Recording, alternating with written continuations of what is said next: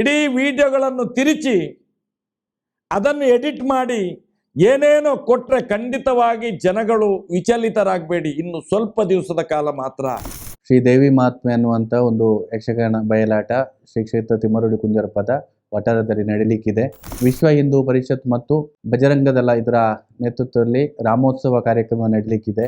ಬೇರೆ ಯಾವುದೋ ವ್ಯಕ್ತಿಗಳನ್ನು ಬೆಂಬಲಿಸುವುದು ಅಥವಾ ಬೇರೆ ಯಾರನ್ನೋ ಹೀಯಾಳಿಸುವುದು, ದೂಷಣೆ ಮಾಡುವಂಥ ಕೆಲಸ ಮಾಡಿದ್ರೆ ಅದನ್ನ ಖಂಡಿತವಾಗಿಯೂ ರಾಷ್ಟ್ರೀಯ ಹಿಂದೂ ಜಾಗರಣ ವೇದಿಕೆ ವಿರೋಧ ಮಾಡ್ತಿದೆ. ಮಹೇಶ್ ಅಣ್ಣ ಏನ್ ಮಾತಾಡ್ತಾರೆ ಅದನ್ನ ಕಟ್ ಪೇಸ್ಟ್ ಮಾಡಿ ಮಹೇಶ್ ಅಣ್ಣನನ್ನ ಖಲನಾಯಕನಾಗಿ ಬಿಂಬಿಸುವಂತ ವ್ಯರ್ಥ ಪ್ರಯತ್ನವನ್ನ ಯಾರು ಅತ್ಯಾಚಾರಿಗಳ ಪರವಾಗಿರುವರು ಮತ್ತು ಅತ್ಯಾಚಾರಿಗಳು ಮಾಡ್ಕೊಂಡು ಬಂದಿದ್ದಾರೆ. ಒಂದು ವೇಳೆ ರಾಮೋತ್ಸವದಲ್ಲಿ ನೀವು ವಿರೋಧ ಮಾಡುವುದು ಅಂತಂದ್ರೆ, ಟೀಕಿಸುವುದು ಅಂತಂದ್ರೆ ಆ ವ್ಯಕ್ತಿಯನ್ನ ನೀವು ಮೊದಲಿಗೆ ವಿರೋಧ ಮಾಡಬೇಕು ಅನ್ನುವಂಥದ್ದು ರಾಷ್ಟ್ರೀಯ ಹಿಂದೂ ಜಾಗರಣ ವೇದಿಕೆ ವಾದವಾಗಿರ್ತದೆ. ಎಷ್ಟು ಕಟ್ ಪೇಸ್ಟ್ ವಿಚಾರಗಳನ್ನು ನಮ್ಮ ವಿರುದ್ಧ ಕೊಟ್ಟರು ಇವತ್ತು ಜನಗಳು ನಂಬುವ ಪರಿಸ್ಥಿತಿಯಲ್ಲಿ ಇಲ್ಲ. ನಡೆದಿರುವಂತ ಘಟನೆಯನ್ನು ನೋಡಿದಂತ ಜನಗಳು ಇವತ್ತು ಒಬ್ಬೊಬ್ಬರಾಗಿ ಹೊರಗಡೆ ಬಂದು ಹೇಳ್ತಾ ಇದ್ದಾರೆ. ಸೌಜನ್ಯಳ ಅಂತದ್ದೇ ಒಂದು ಮಗುವನ್ನು ರೇಪ್ ಮಾಡಿ ಅವಳ ಮರ್ಮಾಂಗದಲ್ಲೇ ಚಾಕನ್ನು ಚುಚ್ಚಿ ಆ ಚಾಕನ್ನು ಅಲ್ಲೇ ಬಿಟ್ಟು ಮರ್ಮಾಂಗದಲ್ಲಿ ಅವಳ ಬಟ್ಟೆಯನ್ನೇ ಸುತ್ತಿ ಮರ್ಮಾಂಗದ ಒಳಗೆ ತುರುಕಿದಂತ ಇವರೆಲ್ಲ ನಿಮ್ಮ ತಾಯಂದಿರಲ್ವಾ? ಇವರೆಲ್ಲ ನಿಮ್ಮ ತಂಗಿಯಂದಿರಲ್ವಾ? ಇವರೆಲ್ಲ ನಿಮ್ಮ ಅಕ್ಕಂದಿರಲ್ವಾ? ಯಾವುದೇ ಧರ್ಮದ ಒಂದು ಹೆಣ್ಣು ಮಗಳು ಅವಳು ತಾಯಿಯಾಗಿರ್ತಾಳೆ, ಅವಳು ಯಾವುದೇ ಧರ್ಮದ್ದಾಗಿ. ಅದಕ್ಕೋಸ್ಕರ ಈ ಹೋರಾಟವನ್ನು ಮಾಡ್ತಾ ಇದ್ದೇವೆ ನಾವು. 13 ದಿವಸ ಬಿಟ್ಟು ರಾಮೋತ್ಸವ ನಡೀತಾ ಇದೆ. ಬೇರೆ ಯಾವುದೇ ಅತ್ಯಾಚಾರಿಗಳ ಪರ, ಸೌಜನ್ಯ ಪರ ಹೋರಾಟಗಾರರ ವಿರುದ್ಧ ಏನಾದರೂ ಮಾತುಗಳು ಬಂದರೆ ಅದು ಮುಂದಿನ ಹೊತ್ತಿಗೆ ಅದು ರಾಮೋತ್ಸವ ಆಗಿ ಉಳಿಯುವುದಿಲ್ಲ. ಆ ಧರ್ಮಸ್ಥಳ ಇವತ್ತು ಅನ್ಯರ ಪಾಲಾಗಿದೆ ಅನ್ನುವಂಥದ್ದು ನಿಮಗೂ ಕೂಡ ಗೊತ್ತಿರಲಿ. ಇವತ್ತು ವೀರೇಂದ್ರ ಹೆಗ್ಗಡೆಯ ಹೆಸರಲ್ಲಿ ಆಗಿದೆ. ಅದನ್ನು ತೆಗೆಸಿ ಮಂಜುನಾಥ ದೇವರ ಹೆಸರಿಗೆ ನೀವು ಸಂಕಲ್ಪ ಮಾಡಬೇಕು. ನೀವು ಆ ರಾಮನವಮಿಯ ಒಂದು ಸಭೆಯಲ್ಲಿ ರಾಮ ಹುಟ್ಟಿದ್ದು ಎಲ್ಲಿ ಅಂತ ಹೇಳಿದ್ರೆ 1ನೇ ಕ್ಲಾಸ್ ಮಗುವಿಗೆ ಕೇಳಿದ್ರೆ ಆ ಮಗು ಹೇಳ್ತದೆ ಅಯೋಧ್ಯೆಯಲ್ಲಿ ರಾಮ ಜನ್ಮಭೂಮಿ ಇರುವುದಂತೇಳಿ. ಹಿಂದೂಗಳಿಗೆ ರಾಮ ಜನ್ಮಭೂಮಿ ಅಂತ ಜನ್ಮಭೂಮಿ ಹೌದು ಅಲ್ವಾ ಅದು ನಮಗೆ ಗೊತ್ತಿಲ್ಲ. ಈ ಭಾರತ ದೇಶದಲ್ಲಿ 87% ಬಹುಸಂಖ್ಯಾತರಾಗಿ ಇರುವಂತ ಹಿಂದೂಗಳಿಗೆ ಮಾಡಿದ ಅಪಮಾನ ಅಲ್ವಾ? ನಾಳ್ದು ನಡೆಯುವಂತ ಏನು 20ನೇ ತಾರೀಕಿಗೆ ನಡೆಯುವಂತ ಯಕ್ಷಗಾನದ ಪರವಾಗಿ ನಾವು ಕೂಡ 19 ತಾರೀಕಿಗೆ ಕುಂಜರ್ಪದಲ್ಲಿ ಸೇರುವವರಿದ್ದೆ. ಒಂದು ಪೂರ್ವಭಾವಿ ಸಭೆಗೆ ಬೆಳಿಗ್ಗೆ 10 ಗಂಟೆಯಿಂದಲೇ ನಮ್ಮ ಜೊತೆಯಲ್ಲಿ ಇರಬೇಕು ಅಂತ ಹೇಳಿ ಕಳಕಳಿಯ ವಿನಂತಿಯನ್ನು ಮಾಡ್ಕೊಳ್ತಾ ಇದ್ದೇನೆ. ಮಹೇಶ್ ಅಣ್ಣ, ನೀವು ಇಷ್ಟು ವರ್ಷದಿಂದ ಮಾತಾಡೋರು ಇಂಥ ಅವಿವೇಕಿಗಳ ಹತ್ರ ಯಾಕೆ ಮಾತಾಡಬೇಕು ಅಂತ ಹೇಳಿ ಅಲ್ಲಿ ಬಂದು ಅಶಾಂತಿಯನ್ನು ನಿರ್ಮಾಣ ಮಾಡ್ತೇವೆ ಅಂತ ಹೇಳಿ ಹೊರಟ್ರೆ ನಾವು ಖಂಡಿತ ಕೈ ಕಟ್ಟಿ ಕೂತ್ಕೊಳ್ಳಿಕ್ಕೆ ಆಗೋದಿಲ್ಲ. ಎಲ್ರಿಗೂ ನಮಸ್ಕಾರ. ನಾನು ಅನಿಲ್ ಕುಮಾರ್ ಅಂತರ, ರಾಷ್ಟ್ರೀಯ ಹಿಂದೂ ಜಾಗರಣ ವೇದಿಕೆ ಅಧ್ಯಕ್ಷ. ದಿನಾಂಕ 20/4/2025 ಆದಿತ್ಯವಾರದ ಹೊತ್ತು ನಾವು ಪ್ರತಿ ವರ್ಷ ರಾಷ್ಟ್ರೀಯ ಹಿಂದೂ ಜಾಗರಣ ವೇದಿಕೆಯ ವತಿಯಿಂದ ಯಕ್ಷಗಾನ ಬಯಲಾಟವನ್ನು ಮಾಡ್ಕೊಂಡು ಬಂದಿದ್ವಿ. ಅದೇ ರೀತಿ 20ನೇ ತಾರೀಕು 3ನೇ ವರ್ಷದ ಶ್ರೀ ದೇವಿ ಮಹಾತ್ಮೆ ಅನ್ನುವಂಥ ಒಂದು ಯಕ್ಷಗಾನ ಬಯಲಾಟ ಶ್ರೀ ಕ್ಷೇತ್ರ ತಿಮ್ಮರುಡಿ ಕುಂಜರಪದ ವಠಾರದಲ್ಲಿ ನಡೀಲಿಕ್ಕಿದೆ. ಆ ಒಂದು ಕಾರ್ಯಕ್ರಮಕ್ಕೆ ಎಲ್ಲ ಭಗವದ್ಭಕ್ತರು, ಸನಾತನ ಸದ್ಭಕ್ತ ಹಿಂದೂ ಬಾಂಧವರು ಹೆಚ್ಚಿನ ಸಂಖ್ಯೆಯಲ್ಲಿ ಭಾಗವಹಿಸಬೇಕು. ಈ ಕಾರ್ಯಕ್ರಮವನ್ನು ಯಶಸ್ವಿ ಮಾಡಿಕೊಡಬೇಕು ಅನ್ನುವಂತಹ ವಿಜ್ಞಾಪನೆ ಮೊದಲನೇದಾಗಿ. ಅದೇ ರೀತಿ ದಿನಾಂಕ 19/4/2025 ಶನಿವಾರದಂದು ಉಜಿರೆಯಲ್ಲಿ ವಿಶ್ವ ಹಿಂದೂ ಪರಿಷತ್ ಮತ್ತು ಬಜರಂಗ ದಳ ಇದರ ನೇತೃತ್ವದಲ್ಲಿ ರಾಮೋತ್ಸವ ಕಾರ್ಯಕ್ರಮ ನಡೀಲಿಕ್ಕಿದೆ. ಅದಕ್ಕೂ ಕೂಡ ಹೆಚ್ಚಿನ ಸಂಖ್ಯೆಯಲ್ಲಿ ಭಾಗವಹಿಸಬೇಕು. ನಾವು ರಾಷ್ಟ್ರೀಯ ಹಿಂದೂ ಜಾಗರಣ ವೇದಿಕೆ ಒಂದು ಹಿಂದೂ ಸಂಘಟನೆ. ಅದೇ ರೀತಿ ವಿಶ್ವ ಹಿಂದೂ ಪರಿಷತ್ ಆಗಿರ್ಬೋದು, ಬಜರಂಗ ದಳ ಆಗಿರ್ಬೋದು, ಇದೆಲ್ಲವೂ ಕೂಡ ಹಿಂದೂ ಸಂಘಟನೆಗಳಾದ ಕಾರಣ ರಾಮನ ಹೆಸರಲ್ಲಿ ಯಾವುದೇ ಕಾರ್ಯಕ್ರಮಗಳು, ಯಾವುದೇ ಸಂಘಟನೆಗಳು ನಡೆಸಿದ್ರೂ ಕೂಡ ಅದಕ್ಕೆ ಪೂರ್ಣ ಪ್ರಮಾಣದ ಬೆಂಬಲವನ್ನು ರಾಷ್ಟ್ರೀಯ ಹಿಂದೂ ಜಾಗರಣ ವೇದಿಕೆ ಕೊಡ್ತದೆ. ಅದು ಯಾಕೆ ಕೊಡ್ತದೆ ಅಂತ ಕೇಳಿದರೆ, ರಾಷ್ಟ್ರೀಯ ಸ್ವಯಂ ಸೇವಾ ಸಂಘ ಕಲಿಸಿದಂತಹ ಶಿಕ್ಷಣದ ಒಂದು ಆಧಾರದ ಮೇಲೆ ನಮ್ಮ ಇಲ್ಲಿ ಹಿಂದೆಯಿಂದ ನೋಡ್ಬೋದು, ರಾಷ್ಟ್ರೀಯ ಸ್ವಯಂ ಸೇವಾ ಸಂಘಟನೆಯನ್ನು ಯಾರು ನಿರ್ಮಾಣ ಮಾಡಿದಾರ, ಏನು ಹೆಗ್ಗಡೆಯವರಾಗಿರ್ಬೋದು, ಗುರುಜಿ ಆಗಿರ್ಬೋದು, ಮತ್ತು ಧರ್ಮಕ್ಕಾಗಿ ಹೋರಾಟ ಮಾಡಿದಂಥ ಪ್ರತಿಯೊಬ್ಬರನ್ನು ಆದರ್ಶವಾಗಿ ಇಟ್ಕೊಂಡೇ ನಾವು ರಾಷ್ಟ್ರೀಯ ಹಿಂದೂ ಜಾಗರಣ ವೇದಿಕೆಯ ಎಲ್ಲ ಕಾರ್ಯಕ್ರಮಗಳನ್ನು ಮಾಡ್ಕೊಂಡು ಬಂದಿರುವಂಥದ್ದು. ಹಾಗಾಗಿ ರಾಷ್ಟ್ರೀಯ ಸ್ವಯಂ ಸೇವಾ ಸಂಘ ಕಲಿಸಿದ ಸಿದ್ಧಾಂತದ ಆಧಾರದ ಮೇಲೆ ರಾಮ ನಮ್ಮೆಲ್ಲರ ಅಸ್ಮಿತೆ, ಮರ್ಯಾದಾ ಪುರುಷ. ನಾವು ಇಷ್ಟು ವರ್ಷವೂ ಕೂಡ ರಾಮನ ಹೆಸರಿನಿಂದಲೇ ಧರ್ಮದ ಕೆಲಸ ಕಾರ್ಯಗಳನ್ನು ಮಾಡ್ಕೊಂಡು ಬಂದಿರುವಂಥದ್ದು. ಹಾಗಾಗಿ ರಾಮನ ಹೆಸರಿನಲ್ಲಿ ಯಾವುದೇ ಕಾರ್ಯಕ್ರಮಗಳು ನಡೆದ್ರೂ ಕೂಡ ನಮ್ಮ ರಾಷ್ಟ್ರೀಯ ಹಿಂದೂ ಜಾಗರಣ ವೇದಿಕೆ ಸಂಪೂರ್ಣ ಬೆಂಬಲವನ್ನ, ಬಾಹ್ಯ ಬೆಂಬಲವನ್ನ ಕೊಡುವಂತ ಕೆಲಸವನ್ನ ಖಂಡಿತವಾಗಿ ಮಾಡ್ತೇವೆ, ಮುಂದೆಯೂ ಮಾಡ್ತೇವೆ. ನಾವು ಯಾವುದೇ ಸಂಘಟನೆ, ಯಾವುದೇ ಹಿಂದೂ ಪರ ಸಂಘಟನೆಗಳು ಯಾವುದೇ ಒಳ್ಳೆಯ ಕೆಲಸಗಳನ್ನು ಮಾಡಿದ ಸಂದರ್ಭದಲ್ಲಿ ಅದಕ್ಕೆ ಬೆಂಬಲವನ್ನು ನೀಡುವಂಥದ್ದು ಮತ್ತು ಹಿಂದೂ ಧರ್ಮದ ಪರವಾದ ಹೋರಾಟಗಳನ್ನು ಯಾರೇ ಮಾಡಿದ್ರು ಕೂಡ ಅದಕ್ಕೆ ಬೆಂಬಲವನ್ನು ನೀಡುವಂಥ ಕೆಲಸವನ್ನ ರಾಷ್ಟ್ರೀಯ ಹಿಂದೂ ಜಾಗರಣ ವೇದಿಕೆ ಮಾಡಿಕೊಂಡು ಬರ್ತದೆ, ಮುಂದೆಯೂ ಮಾಡ್ತದೆ. ಅದಕ್ಕಾಗಿ ನಾನು ಎಲ್ಲರ ಹತ್ರನೂ ವಿನಂತಿ ಮಾಡಿಕೊಳ್ಳುವುದು, ಶನಿವಾರದ ಹೊತ್ತು 19ನೇ ತಾರೀಕು ನಡೆಯುವಂಥ ರಾಮೋತ್ಸವಕ್ಕೆ ಪ್ರತಿಯೊಬ್ಬರೂ ಕೂಡ ಭಾಗವಹಿಸಬೇಕು ಅನ್ನುವಂಥದ್ದು. ಅದರಲ್ಲಿ ಮತ್ತೊಂದು ವಿಚಾರ ಏನು ಹೇಳ್ತಾ ಇದ್ದೀವಿ ಅಂತ ಹೇಳಿದ್ರೆ, ಯಾವ ರಾಮೋತ್ಸವ ಕಾರ್ಯಕ್ರಮ ಇದೆಯಾ ಆ ರಾಮೋತ್ಸವ ಕಾರ್ಯಕ್ರಮದಲ್ಲಿ ರಾಮನ ವಿಚಾರ ಬಗ್ಗೆ ಮಾತ್ರ ಇರ್ಲಿ ಅನ್ನುವಂಥದ್ದು ಒಂದು ಮನವಿಯನ್ನ ಮಾಡ್ಕೊಳ್ತಿದ್ದೇವೆ. ಇತ್ತೀಚಿನ ಸೋಷಿಯಲ್ ಮೀಡಿಯಾಗಳಲ್ಲಿ ಅಥವಾ ಬೇರೆ ಬೇರೆ ಸಾಮಾಜಿಕ ಜಾಲತಾಣಗಳಲ್ಲಿ ವ್ಯತಿರಿಕ್ತವಾದಂಥ ಹೇಳಿಕೆಗಳು, ಭಿನ್ನ ಭಿನ್ನ ಅಭಿಪ್ರಾಯಗಳು, ಬೇರೆ ಬೇರೆ ರೀತಿಯ ಸಂವಾದನೆಗಳು ನಡೀತಾ ಇದೆ. ಆದರೆ ಈ ವಿಚಾರ ಈಗಾಗಲೇ ನಾವು ಹೇಳಿರುವಂತೆ ರಾಮೋತ್ಸವ ಕಾರ್ಯಕ್ರಮ ರಾಮನ ಆಚರಣೆ ಏನು ವಿಧಿವಿಧಾನ ಮತ್ತು ರಾಮನ ಕಾರ್ಯಕ್ರಮವಷ್ಟೇ ಸೀಮಿತವಾಗಿರಲಿ. ಅದಕ್ಕಿಂತ ಬೇರೆ ಯಾವುದೋ ವ್ಯಕ್ತಿಗಳನ್ನು ಬೆಂಬಲಿಸುವುದು ಅಥವಾ ಬೇರೆ ಯಾರನ್ನೋ ಹೀಯಾಳಿಸುವುದು, ದೂಷಣೆ ಮಾಡುವಂತ ಕೆಲಸ ಮಾಡಿದ್ರೆ ಅದನ್ನ ಖಂಡಿತವಾಗಿಯೂ ರಾಷ್ಟ್ರೀಯ ಹಿಂದೂ ಜಾಗರಣ ವೇದಿಕೆ ವಿರೋಧ ಮಾಡ್ತಿದೆ. ಬಹಳ ಸ್ಪಷ್ಟವಾಗಿ ಹೇಳ್ತೇವೆ, ರಾಷ್ಟ್ರೀಯ ಹಿಂದೂ ಜಾಗರಣ ವೇದಿಕೆ ರಾಮನ ಕಾರ್ಯಕ್ರಮಕ್ಕೆ ಸಂಪೂರ್ಣವಾದ ಬೆಂಬಲವನ್ನು ಕೊಡ್ತಾ ಇದ್ದೇವೆ ಮತ್ತು ಉತ್ತಮ ಕಾರ್ಯ ಅದನ್ನು ಮಾಡಲೇಬೇಕು, ಮಾಡುವುದಕ್ಕೆ ಸಂಪೂರ್ಣ ಬೆಂಬಲ ಇದೆ. ಅದು ಹೊರತುಪಡಿಸಿ ಬೇರೆ ಯಾವುದೋ ವ್ಯಕ್ತಿಯ ಪರವಾಗಿ ನಿಲ್ಲುವಂಥದ್ದು ಅಥವಾ ಇನ್ನೊಬ್ಬ ವ್ಯಕ್ತಿಯನ್ನ ದೂಷಣೆ ಮಾಡುವಂಥದ್ದು ಅಥವಾ ನಮ್ಮ ವಿರುದ್ಧವಾಗಿ ಯಾವುದೇ ರೀತಿಯ ಹೇಳಿಕೆ ಬಂದರೂ ಕೂಡ ಅದಕ್ಕೆ ನಾವು ತಕ್ಷಣ ಪ್ರತಿಕ್ರಿಯೆಯನ್ನ ಕೊಟ್ಟೇಗಿಡ್ತೇವೆ. ಇದು ನಮ್ಮ ಬಹಳ ಸ್ಪಷ್ಟವಾದ ವಿಚಾರ. ಯಾಕೆ ಅಂತ ಕೇಳಿದ್ರೆ, ಕಳೆದ 13 ವರ್ಷಗಳಿಂದ ಒಂದು ಹೆಣ್ಣಿನ, ನಾವು ಸಂಘದ ಸಿದ್ಧಾಂತದ ಪ್ರಕಾರವಾಗಿ ನಡೆಸಿಕೊಂಡು ಬಂದಿರುವಂತಹ ರಾಷ್ಟ್ರೀಯ ಹಿಂದೂ ಜಾಗರಣ ವೇದಿಕೆ ಸಂಘ ಹೇಳಿದಂತಹ ಹೆಣ್ಣು ಮಕ್ಕಳನ್ನ ಗೌರವಿಸಬೇಕು, ಹೆಣ್ಣು ಮಕ್ಕಳನ್ನ ರಕ್ಷಣೆ ಮಾಡಬೇಕು ಮತ್ತು ಹೆಣ್ಣಿಗಾದಂತಹ ಅನ್ಯಾಯಕ್ಕೆ ಅದರ ನ್ಯಾಯದ ಪರವಾಗಿ ಹೋರಾಟ ಮಾಡಬೇಕು ಅನ್ನುವಂಥ ಸಂಘ ಏನಿಗೆ ಹೇಳಿಕೊಟ್ಟಿದೆ, ಅದನ್ನೇ ನಮ್ಮ ನಾಯಕರಾದ ಮಹೇಶ್ ಶೆಟ್ಟಿ ತಿಮ್ಮರೋಡಿ ಅವರ ನೇತೃತ್ವದಲ್ಲಿ ಕಳೆದ 13 ವರ್ಷದಿಂದ ಮಾಡ್ಕೊಂಡು ಬಂದಿದ್ದೇವೆ. ಇವತ್ತಿಗೂ ಕೂಡ ಆ ಹೋರಾಟ ನಡೀತಾನೆ ಇದೆ.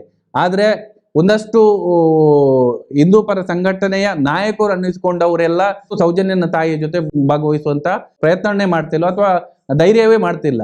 ಹೀಗಾಗಿ ಇಲ್ಲಿ ಕಂದಕವನ್ನು ಸೃಷ್ಟಿ ಮಾಡುವಂತ ಕೆಲಸ ಯಾರು ಮಾಡ್ತಾ ಇದ್ದಾರೆ ಅಂತ ಹೇಳಿದ್ರೆ, ಕಳೆದ 13 ವರ್ಷದಿಂದಲೂ ಈ ಹೋರಾಟವನ್ನು ದಿಕ್ಕು ತಪ್ಪಿಸುವಂತಹ ಕೆಲಸವನ್ನ ಅತ್ಯಾಚಾರಗಳು ಮತ್ತು ಅತ್ಯಾಚಾರಿಗಳ ಪರವಾಗಿರತಕ್ಕಂಥ ವ್ಯಕ್ತಿಗಳು ಮಾಡ್ಕೊಂಡು ಬಂದಿದ್ದಾರೆ. ಇವತ್ತು ಕೂಡ ಮಹೇಶ್ ಅಣ್ಣ ಮಾತಾಡಿದಂತಹ ಒಂದಷ್ಟು ಆಡಿಯೋಗಳನ್ನ ಕಟ್ ಪೇಸ್ಟ್ ಮಾಡಿ ಸಮಾಜದಲ್ಲಿ ಮಹೇಶ್ ಅಣ್ಣ ಮಾಡಿದಂಥ ಹೋರಾಟ, ಇವತ್ತು ದೇಶದಲ್ಲೇ ಮಹೇಶ್ ಅಣ್ಣ ಮಾಡುವಂಥ ಹೋರಾಟಕ್ಕೆ ಎಲ್ಲ ಸಂಘಟನೆಗಳು, ಪ್ರತಿಯೊಬ್ಬ ಹಿಂದೂ ಬಾಂಧವರು ಕೂಡ ಬೆಂಬಲ ಕೊಡುವಂಥ ಸಂದರ್ಭದಲ್ಲಿ ಏನ್ ಮಾಡ್ತಾ ಇದ್ದಾರೆ ಅಂತ ಕೇಳಿದ್ರೆ, ಈ ಹೋರಾಟ ಎಲ್ಲಾದ್ರೂ ದೊಡ್ಡ ಮಟ್ಟದಲ್ಲಿ ಇಡೀ ಜನಾಕ್ರೋಶ ಜಾಸ್ತಿಯಾಗಿ ಆಂದೋಲನ ಆದ್ರೆ ಎಲ್ಲಿ ನಮ್ಮ ಬುಡಕ್ಕೆ ಬೆಂಕಿ ಬೀಳ್ತದೆ, ನೀರು ಬರ್ತದೆ ಅಥವಾ ನಾವೆಲ್ಲಾದ್ರೂ ಈ ಸಾಮ್ರಾಜ್ಯನ ಕಳ್ಕೊಳ್ತೀವಿ ಅನ್ನುವಂತಹ ಭಯದಿಂದ ಮಹೇಶ್ ಅಣ್ಣ ಏನ್ ಮಾತಾಡ್ತಾರೆ ಅದನ್ನ ಕಟ್ ಪೇಸ್ಟ್ ಮಾಡಿ ಮಹೇಶ್ ಅಣ್ಣನನ್ನ ಖಲನಾಯಕನಾಗಿ ಬಿಂಬಿಸುವಂತ ವ್ಯರ್ಥ ಪ್ರಯತ್ನವನ್ನ ಯಾರು ಅತ್ಯಾಚಾರಿಗಳ ಪರವಾಗಿರುವರು ಮತ್ತು ಅತ್ಯಾಚಾರಿಗಳು ಮಾಡ್ಕೊಂಡು ಬಂದಿದ್ದಾರೆ. ಹಾಗಾಗಿ ಸಮಾಜ ಯಾವುದೇ ಕಾರಣಕ್ಕೂ ಗೊಂದಲಕ್ಕೆ ಒಳಗಾಗುವುದು ಬೇಡ.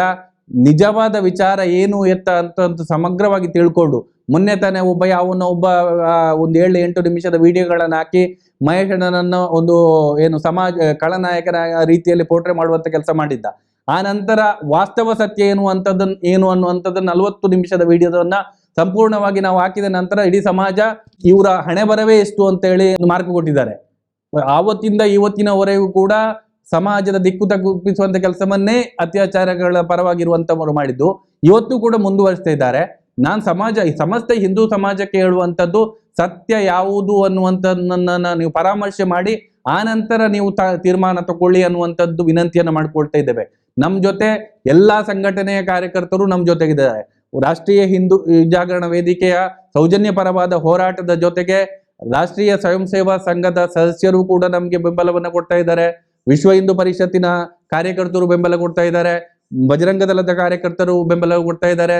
ಹಿಂದೂ ಜಾಗರಣ ವೇದಿಕೆ ಕಾರ್ಯಕರ್ತರು ನಾವು ಎಲ್ಲರನ್ನ ಪ್ರೀತಿ ವಿಶ್ವಾಸದಿಂದ ಯಾವುದೇ ಹಿಂದೂ ಸಂಘಟನೆಗಳಿಗೆ ಯಾವುದೇ ರೀತಿಯ ಭೇದ ಭಾವ ಮಾಡದೆ, ಯಾವುದೇ ಕಾರ್ಯಕರ್ತರನ್ನು ಯಾವುದೇ ರೀತಿಯ ತಾರತಮ್ಯ ಮಾಡದೆ ಸಮಸ್ತ ಹಿಂದೂ ಕಾರ್ಯಕರ್ತರು ನಮ್ಮ ಕುಟುಂಬ ಅನ್ನುವಂಥ ಭಾವನೆಯಿಂದ ನಾವು ಒಂದಾಗಿ ಒಟ್ಟಾಗಿ ಸೌಜನ್ಯಪರವಾದ ನ್ಯಾಯಪರವಾದ ಹೋರಾಟವನ್ನು ಮತ್ತು ಧರ್ಮಪರವಾದ ಹೋರಾಟವನ್ನ ಮಾಡ್ಕೊಂಡೇ ಬಂದಿದ್ದೇವೆ, ಮುಂದೆಯೂ ಮಾಡ್ತೇವೆ. ಅದಕ್ಕೋಸ್ಕರ ನನ್ನ ವಿನಂತಿ ಏನಂತ ಹೇಳಿದ್ರೆ, ಯಾವುದೇ ಹಿಂದೂ ಪರ ಸಂಘಟನೆಯ ಕಾರ್ಯಕರ್ತರು ಈ ಸುಳ್ಳು ಆರೋಪಕ್ಕೆ ಯಾವುದೇ ರೀತಿ ಕಟ್ ಪೇಸ್ಟ್ ಮಾಡಿ ಸಮಾಜದಲ್ಲಿ ಮಹೇಶ್ ಅಣ್ಣನ ಖಲನಾಯಕರಂತೆ ಬಿಂಬಿಸುವಂತ ವ್ಯರ್ಥ ಪ್ರಯತ್ನ ಮಾಡುವುದಕ್ಕೆ ಯಾವುದಕ್ಕೂ ಕಿವಿಗೊಡಬೇಡಿ.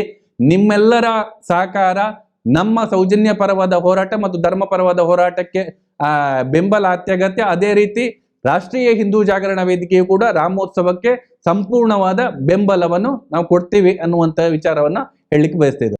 ನೀವು ಒಂದು ವೇಳೆ ರಾಮೋತ್ಸವ ಕಾರ್ಯಕ್ರಮ ಮಾಡಿ ಯಾರನ್ನಾದರೂ ಟೀಕಿಸಬೇಕು, ವಿರೋಧಿಸಬೇಕು ಅನ್ನುವಂತಹ ಒಂದು ವಿಚಾರ ಇದ್ರೆ, ನೀವು ವಿರೋಧಿಸಬೇಕಾದಂಥ ವ್ಯಕ್ತಿ ಇದ್ರೆ ಅದು ರಾಜ್ಯಸಭಾ ಸದಸ್ಯ ಕೊಟ್ಟಂತ ಹೇಳಿಕೆ.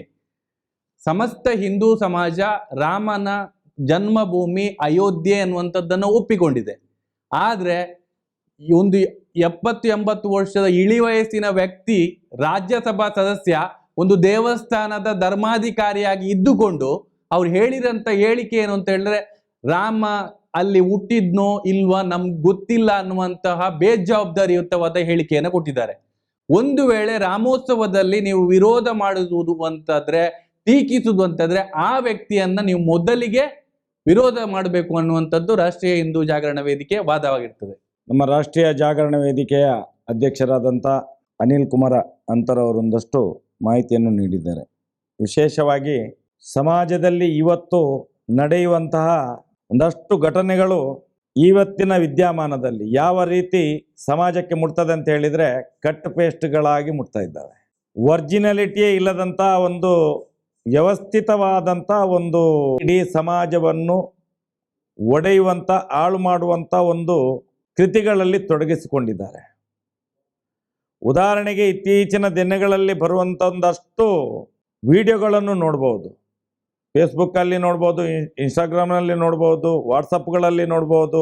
ಒಂದು ರೀತಿಯಲ್ಲಿ ತಲೆಬುಡ ಇಲ್ಲದೆಯೇ ಇರುವಂತಹ ಒಂದು ಹೇಳಿಕೆಗಳನ್ನು ಕೇಳುವಂತಹ ಒಂದು ದುಸ್ಥಿತಿ ಇವತ್ತು ಕಂಡು ಬರ್ತಾ ಇದೆ. ವಿಶೇಷವಾಗಿ ಏನು ಅಂತ ಹೇಳಿದರೆ, ನಾವೊಂದಷ್ಟು ಹೋರಾಟವನ್ನು ಒಂದಷ್ಟು ವರ್ಷಗಳಿಂದ, 40-42 ವರ್ಷಗಳಿಂದ ನಿರಂತರವಾಗಿ ಸನಾತನ ಹಿಂದೂ ಧರ್ಮದ ಪರವಾಗಿ ಮಾಡಿಕೊಂಡೇ ಬಂದವರು. ಇಲ್ಲಿ ತನಕ ನಾವು ಯಾವುದೇ ಸ್ವಾರ್ಥಗಳನ್ನಿಟ್ಕೊಂಡು ಬಂದವರಲ್ಲ. ಇಲ್ಲಿ ಸಮಾಜಕ್ಕೆ ನಾವು ಏನನ್ನು ಕೊಡಬೇಕು ಅನ್ನುವಂಥ ದೃಷ್ಟಿಯಲ್ಲಿ ಯೋಚನೆ ಮಾಡುವಾಗ ನಿಸ್ವಾರ್ಥ ಸೇವೆಯಿಂದಾಗಿ ಒಂದು ಒಳ್ಳೆಯ ಹಿಂದುವಿ ಸಮಾಜವನ್ನು ನಿರ್ಮಾಣ ಮಾಡಬೇಕು ಅನ್ನುವಂಥ ಒಂದೇ ಉದ್ದೇಶದಿಂದ ನಾವು ನಿರಂತರವಾಗಿ ಸತ್ಯದ ಪ್ರತಿಪಾದನೆಯನ್ನೇ ಮಾಡಿಕೊಂಡು ಬಂದವರು. ಆ ಸತ್ಯದ ಪ್ರತಿಪಾದನೆಯಿಂದಾಗಿ ನಾವೇನು ನಿರಂತರವಾಗಿ ಒಂದು 40-42 ವರ್ಷಗಳಿಂದ ಏನು ಹೋರಾಟಗಳನ್ನು ಮಾಡಿಕೊಂಡು ಬಂದೆವ, ಅದು ಸಂತೋಷ ಆದರೆ ಎತ್ತರಕ್ಕೆ, ಬೇಸರ ಆದರೆ ಕೆಳಗಡೆ ಬಂದೇ ಇಲ್ಲ. ಸಮುದ್ರದ ನೀರು ಯಾವ ರೀತಿಯಲ್ಲಿ ಏರಿಳಿತ ಆಗ್ತದೆ ಅದೇ ರೀತಿಯಲ್ಲಿ ಇಳಿತಗಳು ಆಗಿರ್ಬೋದು. ಆದರೆ ಸಮಾನ ಅಂತರವನ್ನು ಕಾಯ್ದುಕೊಂಡೇ ಸಮುದ್ರ ಯಾವ ರೀತಿ ಈ ಭೂಮಿಯ ಮಧ್ಯೆ ಬೆಳೆದು ನಿಂತಿದೆ, ಅದೇ ರೀತಿ ಈ ರಾಷ್ಟ್ರೀಯ ಹಿಂದೂ ಜಾಗರಣ ವೇದಿಕೆ ಕೂಡ ಎಷ್ಟೋ ಕಷ್ಟಗಳು ಬಂದರೂ, ಯಾವುದೇ ಸುಳ್ಳು ಆಪಾದನೆಗಳು ಬಂದರೂ ಸತ್ಯವನ್ನು ಬಿಡದೆ ಧರ್ಮವನ್ನು ಪ್ರತಿಪಾದಿಸುತ್ತಾ ಬರ್ತಾನೆ ಇದೆ. ನಾವು ಯಾರು ಎಷ್ಟು ಕಟ್ ಪೇಸ್ಟ್ ವಿಚಾರಗಳನ್ನು ನಮ್ಮ ವಿರುದ್ಧ ಕೊಟ್ಟರು ಇವತ್ತು ಜನಗಳು ನಂಬುವ ಪರಿಸ್ಥಿತಿಯಲ್ಲಿ ಇಲ್ಲ. ಇವತ್ತು ಎಲ್ಲಿ ತನಕ ಒಂದು ಸಮಾಜ ಮುಟ್ಟಿದೆ ಅಂತ ಹೇಳಿದರೆ, ನಾವೀಗ ಕಳೆದ 13 ವರ್ಷದಿಂದ ಕುಮಾರಿ ಸೌಜನ್ಯಳ ಅತ್ಯಾಚಾರ ಕೊಲೆಯ ವಿರುದ್ಧವಾಗಿ ಹೋರಾಟ ಮಾಡುವಂಥ ಒಂದೇ ದಿಕ್ಕಿನಲ್ಲಿ ಸಾಗ್ತಾ ಇದ್ದೇವೆ. ಕೆಲವರು ಕೇಳ್ತಾರೆ, ಯಾತಕ್ಕೋಸ್ಕರ ಒಂದು ಹೆಣ್ಣು ಮಗುವಿಗೋಸ್ಕರ ಇಷ್ಟು ಹೋರಾಟ ಮಾಡ್ತಾರಲ್ಲ? ಎಲ್ಲಿ ಸತ್ಯ ಇದೆ, ಎಲ್ಲಿ ಧರ್ಮದ ನೆಲೆವೀಡು ಇದೆ, ಎಲ್ಲಿ ಆ ಧರ್ಮಸ್ಥಳ ಇದೆ, ಅಲ್ಲಿ ಆದಂಥ ಅತೃಪ್ತ ಹೆಣ್ಣು ಮಗುವಿನ ಅತ್ಯಾಚಾರ, ಭೀಕರವಾದಂಥ ಕೊಲೆ, ಇದಕ್ಕೆ ನ್ಯಾಯ ಸಿಗದಿದ್ದರೆ ಮತ್ತೆ ಈ ದೇಶದ ಯಾವುದೇ ಮೂಲೆಗಳಲ್ಲೂ ಬೀದಿಗಳಲ್ಲೂ ಅತ್ಯಾಚಾರ ಆದರೆ ನ್ಯಾಯ ಖಂಡಿತ ಸಿಗುವುದಿಲ್ಲ. ಯಾಕಂತ ಹೇಳಿದರೆ, ಧರ್ಮಪೀಠದಲ್ಲಿ, ನ್ಯಾಯಪೀಠದಲ್ಲಿ ಯಾವಾಗ ನ್ಯಾಯ ಸಿಗುವುದಿಲ್ಲವೋ ಆ ನ್ಯಾಯ ಮತ್ತೆಲ್ಲಿಯೂ ಸಿಗಲಿಕ್ಕೆ ಸಾಧ್ಯ ಇಲ್ಲ. ಸನಾತನ ಹಿಂದೂ ಸಮಾಜ ಇವತ್ತು ಇಡೀ ಹಿಂದೂ ಧರ್ಮವನ್ನು ಪ್ರಶ್ನೆ ಮಾಡುವಂತ ಒಂದು ಕಾಲಘಟ್ಟದಲ್ಲಿ ನಾವಿದ್ದೇವೆ. ಯಾಕಂತ ಹೇಳಿದ್ರೆ ಧರ್ಮಸ್ಥಳ ಅನ್ನುವಂಥದ್ದು ಪವಿತ್ರವಾದಂತಹ ಜಾಗ. ಧರ್ಮಸ್ಥಳ ಅನ್ನುವಂಥದ್ದು ಅದು ಧರ್ಮಪೀಠ. ಧರ್ಮಸ್ಥಳ ಅನ್ನುವಂಥದ್ದು ಅದು ಸತ್ಯಪೀಠ. ಧರ್ಮಸ್ಥಳ ಅನ್ನುವಂಥದ್ದು ಅದು ನ್ಯಾಯಪೀಠ. ಈ ನ್ಯಾಯಪೀಠದಲ್ಲಿ ಯಾವಾಗ 13 ವರ್ಷಗಳಿಂದ ನಿರಂತರ ಹೋರಾಟಕ್ಕೆ ನ್ಯಾಯ ಸಿಗಲಿಲ್ಲವೋ ಮುಂದೆ ನ್ಯಾಯ ಎಲ್ಲಿಯೂ ಕೂಡ ಸಿಗುವುದಿಲ್ಲ ಅನ್ನುವಂಥ ಭ್ರಮೆ ಬರಬಾರ್ದು ಜನರ ಹತ್ರ. ಅದಕ್ಕೋಸ್ಕರ ನಿರಂತರವಾಗಿ ಈ ಮಣ್ಣಿನಲ್ಲಿ ಆದಂಥ ಅತ್ಯಾಚಾರ ಕೊಲೆ ಪ್ರಕರಣಕ್ಕೆ ನ್ಯಾಯ ಸಿಗಲೇಬೇಕು. ಒಂದು ಮಗುವಿಗೆ ಅಲ್ಲ ಬಂಧುಗಳೇ, ಒಂದು ಮಗುವಿಗೆ ಅಲ್ಲ. ಈ ಗ್ರಾಮದಲ್ಲಿ ನಡೆದಂಥ ಅದೆಷ್ಟೋ ವರ್ಷಗಳಲ್ಲಿ ಅದೆಷ್ಟೋ ಸಾವಿರ ಅಪ್ರಾಪ್ತ ಹೆಣ್ಣು ಮಕ್ಕಳ ಅತ್ಯಾಚಾರ ಕೊಲೆ ಪ್ರಕರಣ, ಹೊಸದಾಗಿ ಕೇಳಿ ಬರುವಂತ ಒಂದೊಂದು ದಾಖಲೆಗಳು, ಏನು ಸೌಜನ್ಯಳ ಅತ್ಯಾಚಾರ, ಅಪ್ರಾಪ್ತ ಹೆಣ್ಣು ಮಗಳು ಸೌಜನ್ಯಳ ಅತ್ಯಾಚಾರ ಮಾಡಿ ಅವಳ ಮರ್ಮಾಂಗಕ್ಕೆ ಮಣ್ಣು ತುಂಬಿ ಕಲ್ಲಲ್ಲಿ ಜಗ್ಗಿ ಹೇಗೆ ಸಾಕ್ಷ್ಯವನ್ನು ನಾಶ ಮಾಡಿದ್ದಾರೋ ಅಂತಂದೇ ಅನೇಕ ಘಟನೆಗಳು ಆ ಧರ್ಮಸ್ಥಳದಲ್ಲಿ ನಡೆದಿರುವಂತ ಘಟನೆಯನ್ನು ನೋಡಿದಂತ ಜನಗಳು ಇವತ್ತು ಒಬ್ಬೊಬ್ಬರಾಗಿ ಹೊರಗಡೆ ಬಂದು ಹೇಳ್ತಾ ಇದ್ದಾರೆ. ಮೊನ್ನೆ ಒಂದು ವಯೋವೃದ್ಧರೊಂದು ಮಾತು ಹೇಳ್ತಾರೆ, ಅದೇ ಧರ್ಮಸ್ಥಳ ಗ್ರಾಮದಲ್ಲಿ ಸೌಜನ್ಯಳ ಅಂತದ್ದೇ ಒಂದು ಮಗುವನ್ನು ರೇಪ್ ಮಾಡಿ ಅವಳ ಮರ್ಮಾಂಗದಲ್ಲೇ ಚಾಕನ್ನು ಚುಚ್ಚಿ ಆ ಚಾಕನ್ನು ಅಲ್ಲೇ ಬಿಟ್ಟು ಶವವನ್ನು ಬಿಸಾಡಿ ಹೋದಂತ ಉದಾಹರಣೆಯನ್ನು ಕಣ್ತುಂಬಿ ನೋಡಿದವರು ಇವತ್ತು ಹೇಳ್ತಾ ಇದ್ದಾರೆ, ಮುಂದಿನ ದಿನಗಳಲ್ಲಿ ನಾವು ಸಾಕ್ಷ್ಯ ಕೊಡಬೇಕು ಅಂತ ಹೇಳ್ತಾರಲ್ಲ, ಆಗ ಬಂದು ಹೇಳ್ತವೆ ಕೋರ್ಟಲ್ಲಿ ನಮ್ಮನ್ನು ಸಾಕ್ಷಿಯಾಗಿ ಮಾಡ್ಲಿ ಆಗ ಅಂತ ಹೇಳಿ. ಅದೇ ಜನ ಹೇಳ್ತಾರೆ ಅವರು ಇನ್ನೊಂದು ಹೆಣ್ಣು ಮಗುವಿದ್ದು, ಅಪ್ರಾಪ್ತ ಹೆಣ್ಣು ಮಗುವಿದ್ದು ಮರ್ಮಾಂಗದಲ್ಲಿ ಅವಳ ಬಟ್ಟೆಯನ್ನೇ ಸುತ್ತಿ ಮರ್ಮಾಂಗದ ಒಳಗೆ ತುರುಕಿದಂತ ಒಂದು ಉದಾಹರಣೆ ಹೇಳ್ತಾರೆ. ಜನಗಳು ಇವತ್ತು ಅತ್ಯಾಚಾರಿಗಳ ಪರ ಇರುವಂತ ಜನಗಳು ಏನ್ ಹೇಳ್ತಾರೆ, ಒಂದು ಮಗುವಿಗೋಸ್ಕರ 13 ವರ್ಷದಿಂದ ಹೋರಾಟ ಮಾಡ್ತಾರೆ. ಇವರೆಲ್ಲ ನಿಮ್ಮ ತಾಯಂದಿರಲ್ವಾ? ಇವರೆಲ್ಲ ನಿಮ್ಮ ತಂಗಿಯಂದಿರಲ್ವಾ? ಇವರೆಲ್ಲ ನಿಮ್ಮ ಅಕ್ಕಂದಿರಲ್ವಾ? ಯಾಕೆ ಆ ಭಾವನೆ ಬರುವುದಿಲ್ಲ?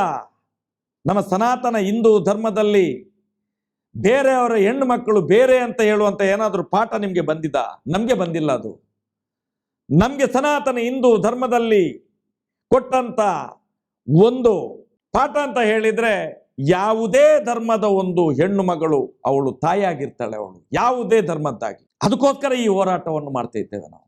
ಕೆಲವರು ಹೇಳ್ತಾರೆ, ಏನ್ ಹೇಳ್ತಾರೆ, ಮಹೇಶನ್ನ ಕೆಲವು ಹೊತ್ತಿನಲ್ಲಿ ತುಂಬಾ ರೇಗಾಡ್ತಾರೆ, ಸಿಕ್ಕಾಪಟ್ಟೆ ಬೈತಾರೆ. ಕೆಲವು ವಿಡಿಯೋಗಳಲ್ಲಿ ಹೇಳ್ತಾರೆ, ಮಹೇಶ್ ಶೆಟ್ರು ಮಾತಾಡಿದ್ರೆ ಒಂದು ರೀತಿಯಲ್ಲಿ ಆಕ್ರೋಶ ಬರ್ತದೆ, ಮನಸ್ಸುಗಳು ನೋಯ್ತವೆ ನಮ್ದು, ಅಷ್ಟೇ ಬೇಸರ ಅವರು ಬೈಯುವಾಗ ಆಗ್ತದೆ ಅಂತ ಹೇಳಿ. ಖಂಡಿತವಾಗಿ ನಾನು ಅಂತ ಜನರಿಗೂ ಕೂಡ ನಾನು ಈ ಹೊತ್ತಿನಲ್ಲಿ ಹೇಳಲಿಕ್ಕೆ ಇಚ್ಛೆ ಪಡ್ತೇನೆ. ನಾನು ಖಂಡಿತ ನಾವು ಆ ತಪ್ಪನ್ನು ಮಾಡ್ತಾ ಇದ್ದೇವೆ. ಕೆಲವರಿಗೆ ನೋವಾಗ್ತದೆ ನಾವು ಬೈಯುವುದನ್ನು ನೋಡಿದ್ರೆ. ಕಳೆದ 13 ವರ್ಷದ ನಮ್ಮ ನಿರಂತರವಾದಂಥ ಒಂದು ಹೋರಾಟ ಒಂದು ಆ ಹೆಣ್ಣು ಮಗುವಿಗೋಸ್ಕರ ಮಾತ್ರ ಅಲ್ಲ, ಇಡೀ ಸಮಾಜ ಇವತ್ತು ಒಂದು ಗಂಟೆಗೆ 30 ಅತ್ಯಾಚಾರ ಈ ದೇಶದಲ್ಲಿ ನಡೀತಾ ಇದೆ. ಇದನ್ನೆಲ್ಲ ಗಮನಕ್ಕೆ ತಗೊಂಡು ನಮ್ಮ ನೋವು, ಆ ನೋವನ್ನು ತಡ್ಕೊಳ್ಳಕ್ಕೆ ಸಾಧ್ಯ ಇಲ್ಲದ ಕೆಲವು ಸಲ ನಾವು ಇಂಥ ಪಾಪಿ ಅತ್ಯಾಚಾರಿಗಳ ವಿರುದ್ಧ ಹಿಗ್ಗಾಮುಗ್ಗವಾಗಿ ನಾವು ಮಾತಾಡ್ತೇವೆ. ನಮ್ಮ ನೋವನ್ನು ಯಾವ ರೀತಿಯಲ್ಲಿ ಜನಗಳ ಮುಂದೆ ಕೊಂಡೋಗಬೇಕೋ ಅದು ನಮಗೆ ಅರ್ಥ ಆಗ್ತಾ ಇಲ್ಲ. ಇವತ್ತು ಆ ನೋವಿನಿಂದ ಕೆಲವು ಸಲ ನಾವು ಬೈದು ಬಿಡ್ತೇವೆ. ನಮ್ಮ 13 ವರ್ಷದ ನಿರಂತರವಾದಂಥ ಈ ಅತ್ಯಾಚಾರಿಗಳ ವಿರುದ್ಧ ಮಾಡಿದಂಥ ಹೋರಾಟ, ಅವರು ಕೊಟ್ಟಂತ ಕಠಿಣವಾದಂಥ ಸುಳ್ಳು ಕೇಸುಗಳು, ದಿನನಿತ್ಯ ನಮ್ಮನ್ನು ಕಾಡುವಂತಹ ತೇಜೋವಧೆಗಳು, ಇದನ್ನು ನೋಡುವಾಗ ಕೆಲವು ಸಲ ಉದ್ರೇಕವಾಗಿ ನಾವು ಬೈದೇ ಬಿಡ್ತೇವೆ. ನಮ್ಮ ಹೋರಾಟ ನಮಗೋಸ್ಕರ ಅಲ್ಲ, ನಮ್ಮ ಸ್ವಾರ್ಥಕ್ಕೋಸ್ಕರ ಅಲ್ಲ. ಸನಾತನ ಹಿಂದೂ ಧರ್ಮದ ಎಷ್ಟು ಹೆಣ್ಣು ಮಕ್ಕಳ ಬಲಿದಾನ ಧರ್ಮಸ್ಥಳದಲ್ಲಿ ಆಯ್ತು, ಅದಕ್ಕೆಲ್ರಿಗೂ ನ್ಯಾಯ ಸಿಗಬೇಕು ಅನ್ನುವಂಥ ಒಂದೇ ಹಳಲಿರುವುದು ನಮ್ಮದು. ಇದೇ ದೃಷ್ಟಿಯನ್ನು ಇಟ್ಕೊಂಡು ಬರುವಂತಹ ದಿನಗಳಲ್ಲಿ ನಾಳ್ದು 19ನೇ ತಾರೀಕು ರಾಮನವಮಿಯ ಒಂದು ಕಾರ್ಯಕ್ರಮ 19ನೇ ತಾರೀಕು ನಮ್ಮ ಉಜಿರೆಯಲ್ಲಿ ನಡೀಲಿಕ್ಕೆ ಇದೆ. ಉದ್ದೇಶವೋ ದುರುದ್ದೇಶವೋ ನಮಗೆ ಗೊತ್ತಿಲ್ಲ. ಯಾವಾಗ ಮೊನ್ನೆ ಕುಮಾರಿ ಸೌಜನ್ಯಳ ಅತ್ಯಾಚಾರ ಕೊಲೆ ಪ್ರಕರಣಕ್ಕಾಗಿ ದೊಡ್ಡ ಮಟ್ಟದ ಹೋರಾಟ ನಡೆಯುತ್ತಿತ್ತು ರಾಮನವಮಿ ಎಂದೇ 6ನೇ ತಾರೀಕಿಗೆ. ಆದರೆ ದುರ್ದೈವವಶಾತ್ ಆ ಒಂದು ಕಾರ್ಯಕ್ರಮವನ್ನು ಸುಳ್ಳು ದಾಖಲೆಗಳನ್ನು ನೀಡಿ ಯಾವುದೋ ಫೇಸ್ಬುಕ್ ಮತ್ತು ವಾಟ್ಸಪ್ಗಳಲ್ಲಿ ಚಾಟ್ ಮಾಡಿಕೊಂಡು ದೇವಸ್ಥಾನವನ್ನು ಒಡಿತಾರೆ ಅಂತ ಹೇಳಿ ಸುಳ್ಳು ಒಂದು ಕೇಸನ್ನು ದಾಖಲು ಮಾಡಿ ಆ ಹೋರಾಟವನ್ನು ನಿಲ್ಲಿಸ್ತಾರೆ. ಅವತ್ತು ನಡೀಲಿಕ್ಕೆ ಇರುವಂತ ಈ ರಾಮೋತ್ಸವ ನಾಳ್ದು 19ನೇ ತಾರೀಕಿಗೆ ನಮ್ಮ ಉಜಿರೆಯಲ್ಲಿ ನಡೀಲಿಕ್ಕಿದೆ. ರಾಮನ ಉದ್ದೇಶ ಏನು? ಮರ್ಯಾದಾ ಪುರುಷೋತ್ತಮ ಪ್ರಭು ಶ್ರೀರಾಮಚಂದ್ರನ ರಾಮೋತ್ಸವ ಖಂಡಿತವಾಗಿಯೂ ಆ ರಾಮೋತ್ಸವದ ದಿನದಂದೇ ಆಗಬೇಕು. ಆದ್ರೆ ಇಲ್ಲಿ ವ್ಯತಿರಿಕ್ತವಾಗಿ 10-13 ದಿವಸ ಬಿಟ್ಟು ರಾಮೋತ್ಸವ ನಡೀತಾ ಇದೆ. ಇದರ ಹಿಂದುಗಡೆ ಒಂದು ಪಿತೂರಿ ಮತ್ತು ಷಡ್ಯಂತ್ರವೂ ಇದೆ. ಅದು ಏನೇ ಇರಲಿ, ಆದ್ರೆ ಆ ಸಭೆಯಲ್ಲಿ, ರಾಮೋತ್ಸವದ ಸಭೆಯಲ್ಲಿ ಪ್ರಭು ಶ್ರೀರಾಮಚಂದ್ರನ ಸತ್ಯದ ಧರ್ಮದ ಗುಣಗಾನವೇ ಇರಬೇಕು ಹೊರತು ಬೇರೆ ಯಾವುದೇ ಅತ್ಯಾಚಾರಿಗಳ ಪರ, ಸೌಜನ್ಯ ಪರ ಹೋರಾಟಗಾರರ ವಿರುದ್ಧ ಏನಾದರೂ ಮಾತುಗಳು ಬಂದರೆ ಅದು ಮುಂದಿನ ಹೊತ್ತಿಗೆ ಅದು ರಾಮೋತ್ಸವ ಆಗಿ ಉಳಿಯುವುದಿಲ್ಲ. ರಾಮೋತ್ಸವ ಆಗಿ ಉಳಿಯುವುದಿಲ್ಲ. ಇವತ್ತು ಜಾತಿಯನ್ನು ಪುಡಿ ಮಾಡಿ ಆಯಿತು, ಧರ್ಮವನ್ನು ಎತ್ತಿ ಕಟ್ಟಿ ಆಯಿತು, ಶಾಂತಿಯುತವಾದ ಸಮಾಜವನ್ನು ಅಶಾಂತಿಯೆಡೆಗೆ ತಂದಾಯಿತು. ರಾಮನ ಹೆಸರಿನಲ್ಲಿ ಸನಾತನ ಹಿಂದೂ ಧರ್ಮವನ್ನು ಒಡಿಲಿಕ್ಕೆ ಯಾವನಿಂದಲೂ ಸಾಧ್ಯವೇ ಇಲ್ಲ. ನಾನು ವಿಶ್ವ ಹಿಂದೂ ಪರಿಷತ್ತಿನ ಜವಾಬ್ದಾರಿಯುತ ಸ್ಥಾನದಲ್ಲಿರುವಂಥ ನಾಯಕರುಗಳಿಗೆ ಹೇಳ್ತೇನೆ, ಬಜರಂಗ ದಳದ ನಾಯಕರುಗಳಿಗೆ ಹೇಳ್ತೇನೆ, ದಯವಿಟ್ಟು ನಾವು ಕೂಡ ಕಳೆದ 42 ವರ್ಷಗಳಿಂದ ದಕ್ಷಿಣ ಕನ್ನಡ ಜಿಲ್ಲೆಯಲ್ಲಿ ಬಜರಂಗ ದಳ ಹುಟ್ಟುವುದಕ್ಕಿಂತ ಮೊದಲು ಹಿಂದೂ ಜಾಗರಣ ವೇದಿಕೆ ಎನ್ನುವಂಥ ಒಂದು ಸಂಘವನ್ನು ಪ್ರಾರಂಭ ಮಾಡಿ ಅದರಲ್ಲಿ ಮುಂಚೂಣಿ ನಾಯಕನಾಗಿ ಇದೀಗಲೇ ರಾಷ್ಟ್ರೀಯ ಜಾಗರಣ ವೇದಿಕೆ ಅನ್ನುವಂಥ ಒಂದು ಸನಾತನ ಹಿಂದೂ ಧರ್ಮದ ರಕ್ಷಣೆಯನ್ನು ಮಾಡುವಂತ ಒಂದು ಸಂಘಟನೆಯನ್ನು ಕಟ್ಕೊಂಡೇ ಬಂದವನು. ನಮಗೂ ಧರ್ಮ ಅಂದ್ರೆ ಏನದೆ ಗೊತ್ತಿದೆ.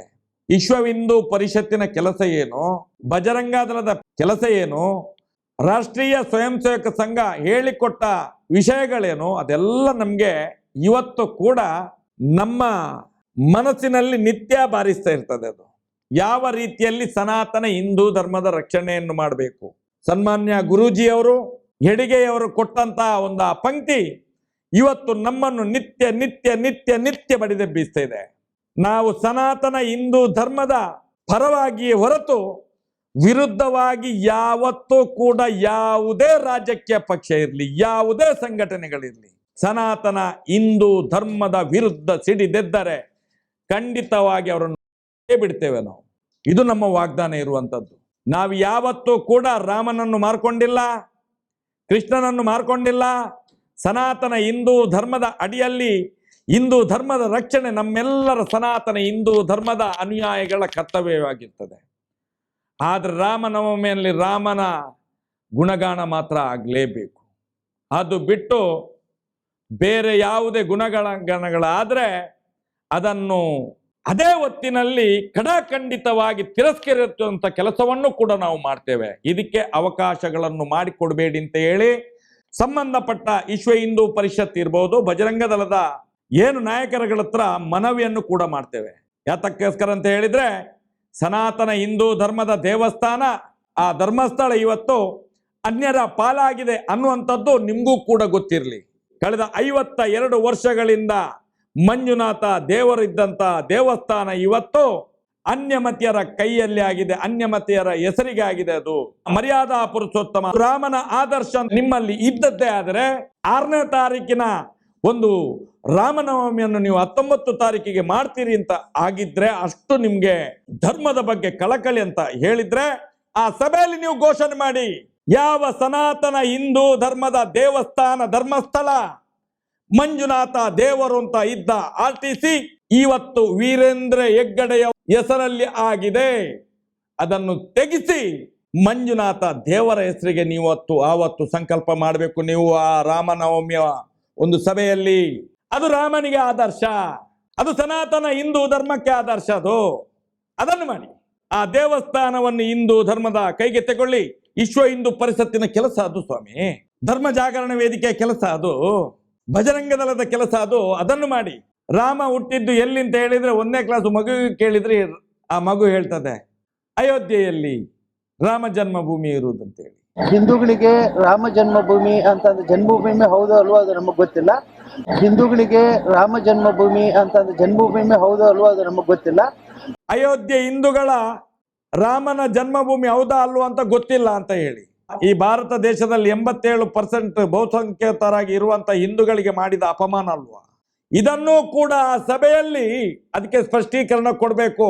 ರಾಮೋತ್ಸವ ಕಾರ್ಯಕ್ರಮ ಆಯೋಜನೆ ಮಾಡುವಂತ ಆಯೋಜಕರು ಇದಕ್ಕೂ ಕೂಡ ಸ್ಪಷ್ಟನೆಯನ್ನು ಕೊಡಬೇಕು. ನಾಳ್ದು ಈ ಹೇಳಿಕೆಯನ್ನು ಕೊಟ್ಟವರು ಸಾಮಾನ್ಯ ಜನ ಅಲ್ಲ, ರಾಜ್ಯಸಭಾ ಸದಸ್ಯರು ಕೂಡ ಹೌದು.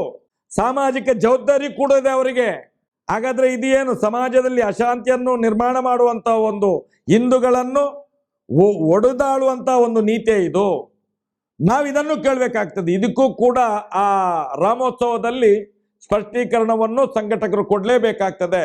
ಅದು ಬಿಟ್ಟು ಎಲ್ಲ ಒಬ್ಬ ಪಿಂಪು ವ್ಯಭಿಚಾರ ಮಾಡುವವ 19 ತಾರೀಕಿಗೆ ನಾನು ಬರ್ತೇನೆ, ಇವನಂತ ಪಾಪಿ ರಾಮೋತ್ಸವಕ್ಕೆ ಬಂದು ರಾಮೋತ್ಸವದಲ್ಲಿ ಭಾಗಿಯಾಗ್ತಾನೆ ಅಂತ ಹೇಳಿದ್ರೆ, ಹಾಗಾದ್ರೆ ನಾವು 42 ವರ್ಷಗಳಿಂದ ಸನಾತನ ಧರ್ಮಕ್ಕೆ ಇಷ್ಟು ಹೋರಾಟ ಮಾಡಿ ಇಷ್ಟು ಕೇಸುಗಳು ಹಾಕೊಂಡು ಇವತ್ತು ಒಬ್ಬ ವ್ಯಭಿಚಾರಿ ಬಂದು ರಾಮೋತ್ಸವದಲ್ಲಿ ಭಾಗಿಯಾಗ್ತಾನಂತ ಹೇಳಿದ್ರೆ ನಾವೇನು ಸುಮ್ಮನೆ ಕೈಕಟ್ಟಿ ಕುತ್ಕೊಳ್ಬೇಕಾ?